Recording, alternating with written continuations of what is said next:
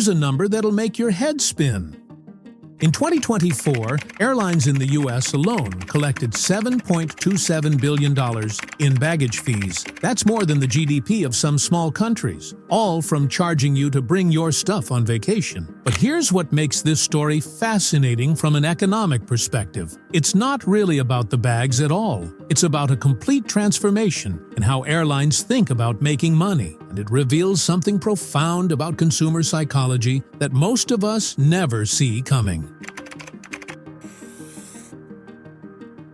Let's go back to 2006. Picture the airline industry as a high-stakes poker game where everyone's been playing by the same rules for decades. Then along comes this little UK carrier called Flybe, and they decide to flip the table. We're going to charge £2 for checked bags, they announced. Industry experts thought they were crazy. Passengers were outraged. But here's the thing about disruptive innovation. It doesn't have to be popular to be profitable.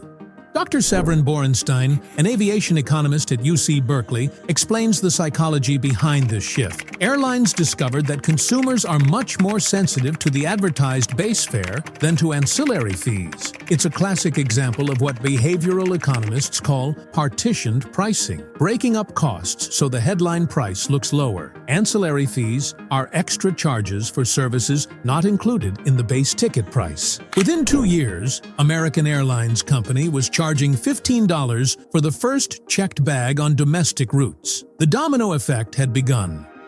What happened next is a textbook example of what economists call second-degree price discrimination. But let's call it what it really is. Airlines figured out how to charge different people different amounts for essentially the same service, based on what they're willing to pay. Think about it this way. Business travelers who expense their flights, they'll pay $50 for a checked bag without blinking. Budget-conscious families, they'll pack everything into carry-ons and suffer through cramped overhead bins to avoid fees. The airline gets to capture value from both segments. The numbers tell the story. Research by MIT's Airline Data Project found that a $1 increase in baggage fees reduces passengers by only 0.6 per flight, while a $1 increase in the base fare reduces passengers by 7. Airlines had stumbled onto something huge. Hidden fees work better than honest pricing. By 2024, global ancillary revenues, everything from baggage fees to seat selection to that terrible Wi-Fi, hit nearly $148 billion. That's 14% of total airline industry revenue, up from practically nothing 2 decades ago. For years, Southwest Airlines was the holdout. Their Bags Fly Free campaign wasn't just marketing, it was a philosophical statement about how airlines should treat customers. CEO Gary Kelly famously said, "We're not going to nickel and dime our customers to death." But economics has a way of winning over philosophy. In May 2025, Southwest quietly announced they'd start charging $35 for the first checked bag, $45 for the second. Industry analyst Henry Hartevelt called it the end of an era, and he wasn't being dramatic. Southwest's capitulation meant the last major holdout had fallen. The decision came down to simple math. Southwest was leaving an estimated $1.5 billion annually on the table by not charging bag fees. In an industry where profit margins hover around 3 to 5%, that's the difference between thriving and merely surviving. Southwest held out as long as they could, explains aviation consultant Robert Mann. But when your competitors are generating 15 to 20% of their revenue from ancillary fees, you either adapt or get left behind. What makes airline pricing so fascinating is that it's essentially a real-world experiment in consumer behavior, played out millions of times daily. Airlines have become incredibly sophisticated at understanding how we think about money, and more importantly, how we don't. Consider the drip pricing strategy used by budget carriers like Spirit and Frontier. They advertise a $49 flight from New York to Fort Lauderdale, but by the time you add seat selection, $15. a carry-on bag $65, and priority boarding $25, you're paying $154. Yet most passengers focus on that initial $49.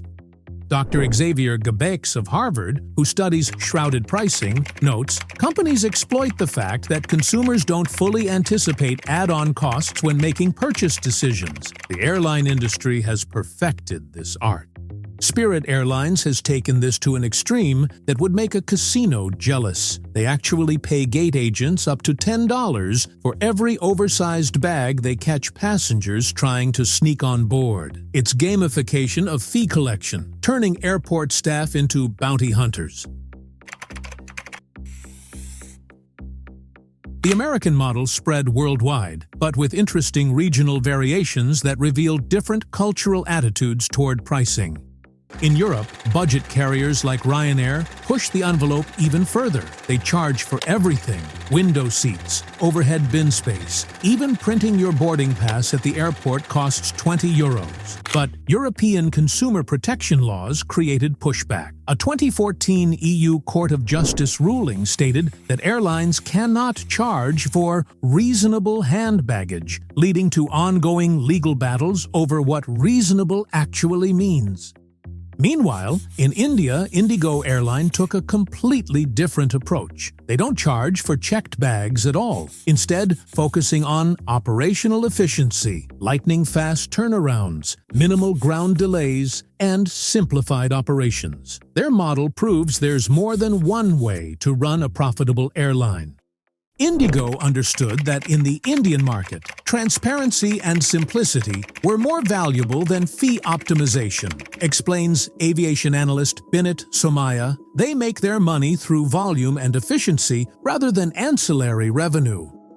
Here's where the story gets really interesting. By creating artificial scarcity around baggage space, airlines accidentally created entire new markets. The carry-on luggage industry has exploded. Companies report 40 to 60% increases in sales of airline-compliant bags. There's now a whole genre of social media content dedicated to packing hacks and luggage reviews. Travel influencer Chelsea Dickinson has built a following of 2.3 million people largely by testing whether bags fit in airline sizing boxes.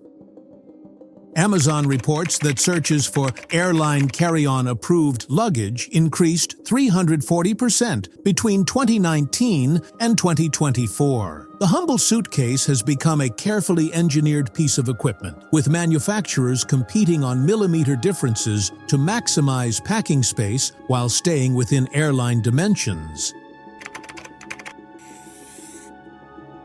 By 2024, the fee situation had gotten bad enough to attract serious political attention. U.S. senators began holding hearings about junk fees, with lawmakers from both parties united in their frustration with airline pricing practices. Senator Chuck Schumer called baggage fees highway robbery at 30,000 feet. Senator Ted Cruz, rarely agreeing with Schumer on anything, said airlines were picking the pockets of American families. The Department of Transportation launched investigations, but here's the economic reality. Airline fees aren't technically illegal. They're just really, really annoying. Transportation Secretary Pete Buttigieg summed up the regulatory challenge. We can require transparency in pricing, but we can't force airlines to lower their fees. That's supposed to be the job of competition. Except when all airlines adopt the same fee structure, competition breaks down. Let's look at some numbers that show just how dramatically air travel has changed. Fee evolution. Timeline. 2005. Essentially, no baggage fees industry-wide. 2008. American Airlines introduces $15 first bag fee. 2015. Average first bag fee hits $25. 2020. Despite pandemic losses, fees hold steady. 2025. Average first bag fee reaches $35. Second bag, $48. Consumer behavior shifts. 67% of passengers now travel with carry-on only, up from 41% in 2010. Average checked bags per passenger fell from 0.8 to 0.4 between 2008 and 2024. Carry-on luggage sales increased 340% over 5 years. Revenue impact: U.S. baggage fee. Revenue $7.27 billion in 2024. Global ancillary revenue $148 billion in 2024. Percentage of total airline revenue from ancillaries 14%. Here's something fascinating that often gets overlooked. While passengers hate bag fees, they've actually driven significant innovation. Airlines have invested billions in new technology to manage ancillary revenues. Dynamic pricing systems now adjust baggage fees in real time based on route demand, passenger history, and even weather patterns. American Airlines' revenue management system processes over 200 billion pricing scenarios daily. The passenger experience has evolved too. Mobile apps now let you track bag fees, pre-purchase upgrades, and even bid on empty first-class seats. What started as a simple fee has become a sophisticated marketplace. Airlines discovered that unbundling wasn't just about extracting more revenue, explains Airline Weekly publisher Seth Kaplan. It was about creating choice. Some passengers genuinely prefer to pay only for what they use. Perhaps most intriguingly, consumer attitudes toward fees have shifted dramatically. Surveys show that while 89% of passengers dislike baggage fees, 71% now consider them normal, a fascinating example of how quickly we adapt to new economic realities. Behavioral economist Dan Ariely calls this arbitrary coherence. Once we accept an initial price point, subsequent changes feel normal even if the original pricing was completely arbitrary. Airlines aren't stopping with baggage fees. The next frontier is personalized pricing, using passenger data to create individual fare bundles. Imagine logging into an airline's website and seeing prices customized based on your travel history, credit card spending, and even social media activity. The in-flight retail market is projected to hit $5 billion by 2030, with airlines turning cabins into flying shopping malls. Some carriers are experimenting with cryptocurrency payments, NFT purchases, and even virtual reality shopping experiences during long flights. The baggage fee phenomenon isn't really about airlines, it's about how modern businesses have learned to exploit gaps between our rational and emotional decision-making processes. Companies across industries have learned from the airline playbook. Hotels now charge resort fees. Concert venues have convenience charges. Even restaurants are experimenting with menu pricing that separates food costs from service charges. Airlines were the laboratory for modern fee-based pricing, notes pricing strategy consultant Rafi Mohammed. Every industry is now asking, how can we restructure our pricing to capture more value from different customer segments?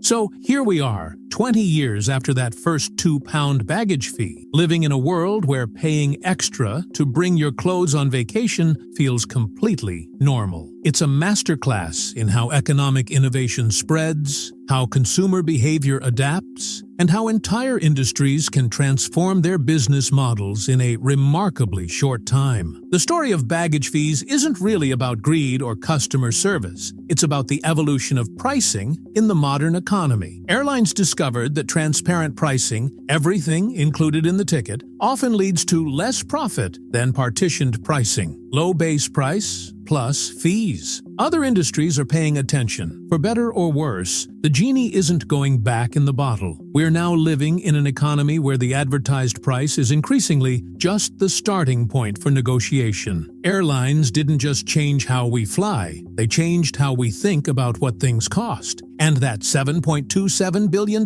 in baggage fees? That's not just revenue, it's tuition for the world's largest economics classroom, where millions of us learn daily about price discrimination, behavioral economics, and the power of unbundled pricing. Class is always in session at 30,000 feet.